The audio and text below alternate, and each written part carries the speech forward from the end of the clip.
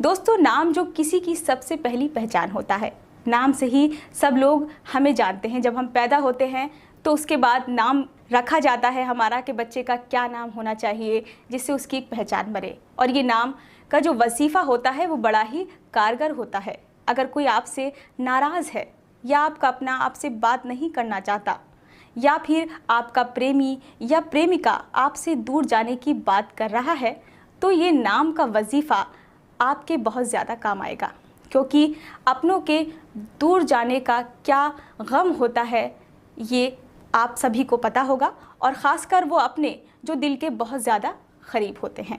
और इसके साथ ही कई बार घर में चल रहे क्लेशों से भी मन जो होता है बहुत ज़्यादा दुखी हो जाता है, हम उदास रहने लगते हैं। और दोस्तों, ये जो नाम वाला वजीफ़ा है इसकी ख़ास बात ये है कि इसको करने के लिए आपको किसी भी सामान की बिल्कुल भी ज़रूरत नहीं पड़ेगी, क्योंकि ये जो नाम का वजीफ़ा है ये अपने आप में इतना फैला हुआ है, इतना विख्यात है। अगर आप इस विधि को सही प्रकार से करते हैं तो इसलिए दोस्तों इस विधि को ज़रूर अपनाएं अपने अपनों को पास लाने के लिए। पर दोस्तों, एक बात का ख़ास तौर पर ज़रूर ध्यान रखें कि अगर आप कोई भी कार्य कर रहे हैं, काम कर रहे हैं, गलत इरादे से उसे बिल्कुल ना करें, क्योंकि किसी भी काम को करने के लिए आपकी जो मंशा है वो अच्छी होनी चाहिए, आपका दिल साफ़ होना चाहिए। क्योंकि दिल साफ़ होना बहुत ज़रूरी है, क्योंकि अल्लाह पाक चाहता है, खुदा चाहता है कि अगर आपकी नेक नियत होगी, नेक इरादा होगा तो कोई भी काम करने में आपको कोई भी परेशानी नहीं आती है। और अल्लाह पाक को हर चीज़ में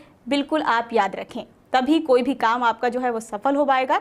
तो आइए अब बिना वक्त बर्बाद किए हम आपको बता देते हैं कि आखिर आपको अब करना क्या होगा। तो सबसे पहले आपको इस बात का ध्यान रखना है कि इस विधि को करते वक्त कोई आपको बिल्कुल ना देखे।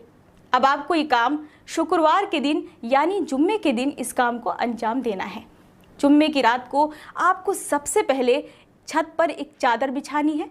एक आयत जो हम आपको बता रहे हैं उसको आपको एक व्यक्ति का ध्यान करते हुए पढ़ना है, और ध्यान इतना करना है कि जब आप अपनी आंखों को बंद करो तो उस शख्स की, उस इंसान की तस्वीर आपकी आंखों के सामने बनने लगे, और वो भी बस 21 बार पढ़ना होगा। और ऐसा लगातार आपको 3 जुमेरात करना है। फिर देखिएगा, जैसे ही आप तीसरे जुमेरात ये काम करेंगे बस उसके अगले ही दिन वो शख्स आपके कब्ज़े में हो जाएगा।